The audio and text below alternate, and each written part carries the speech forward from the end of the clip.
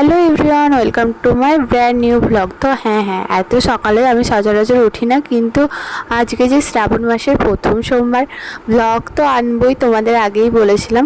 তো শ্রাবণ মাসের প্রথম সোমবারে আমি মোটামুটি পুজো দিই, প্রথমটা আর শেষটা।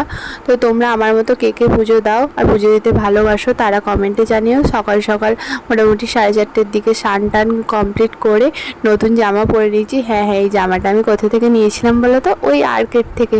একটা ব্লগে, তোমরা যারা আমাদের প্রতিদিনের ব্লগ ফলো করো, তো একটা ব্লগে বলা আছে, চেক করে নিও। তারপর এই 2 পিসের সেটটা পরে আর রেডি হয়ে সানস্ক্রিন মেখে নিয়েছিলাম, যে যতই সকাল সকাল পুজো দিই না কেন কিছুক্ষণ পর রোদ উঠেই যাবে। তো তারপর এত লাইন পড়ে গেছিলো। সকাল সকাল আমাদের পিজি তো খুব একটা খোলে না, কিন্তু আগের দিন থেকে পিসুমণিকে আমি বলে দিয়েছিলাম যাতে খুলে দেয়।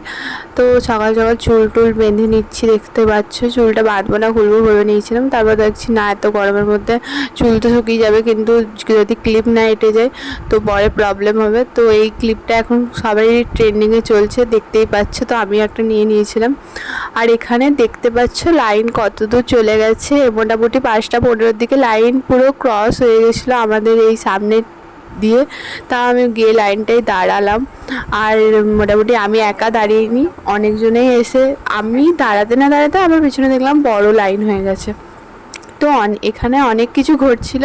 কিছু জন উল্টে পড়ে যাচ্ছিল মাথা ঘুরে, কিছু জনের পায়ে কিছু ঢুকে যাচ্ছিল, আর কিছু জন তো রাস্তাতেই মারপিট করে নিচ্ছিল।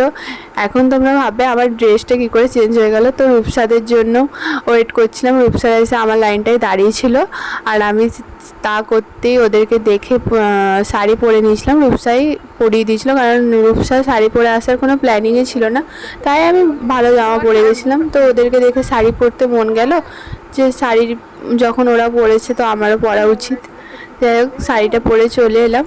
তারপর এসে দেখছি টুকের সাথে একটা কাকিমা লেগে গেছে ঝামেলা, কারণ ওরা এসে দাঁড়িয়েছিল। কিন্তু আমি ওদের মানে আমার পিছনে যে দাঁড়িয়েছিল তাদেরকেও বলেছিলাম যে হ্যাঁ আরও দুজন আসবে।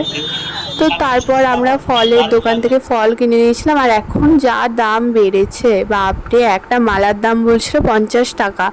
আর এই মন্দিরটা তোমরা কে কে চিনতে পারছো কমেন্টে জানিও তো। এখানে এই মন্দিরটা খুবই জাগ্রত, কারণ মন্দিরটা অনেক পুরনো, অনেক জায়গা থেকে দূর দূর থেকে লোক আসে, আমি দেখেছি। তারপর আমরা লাইনের সামনে এসেছি, মোটামুটি ওই 10:30 বেজে গেছিলো। লাইনের সামনে এসে আমরা এখানে দুধ আর গঙ্গা জল, আবার ঘি, মধু সব অ্যাড করে নিচ্ছিলাম, যাতে ওইখানে লাইনে গিয়ে সমস্যা না হয়। আর এত তাড়াহুড়ো করছিল আমাদের, খুবই প্রবলেম হচ্ছিল। আর এখানে নন্দীর কানে কানে সবাই মনস্কামনা জানাচ্ছে। ফাইনালি আমরা বাবার দর্শন পেলাম। তো ওখানে গিয়ে কোনো রকম ক্লিপ নেওয়া হয়নি। তো বাইরে আসে আমি এইখানে ধূপ দেখাচ্ছিলাম, তো ওটার একটা রূপসা ক্লিপ নিয়েছিল। তো আমাদের পুজো দেওয়া হয়ে গেছে, এখন আমরা বাড়ি যাচ্ছি। তো পুজো টুজো দিয়ে ঘুমিয়ে নিয়েছিলাম। তো সন্ধ্যাবেলা উঠে প্রণব ওরা সব ডাকলো, বললো চ মেলা দেখতে যাবি। তো মেলাতে কীরকম কী করলাম নেক্সট পার্টে।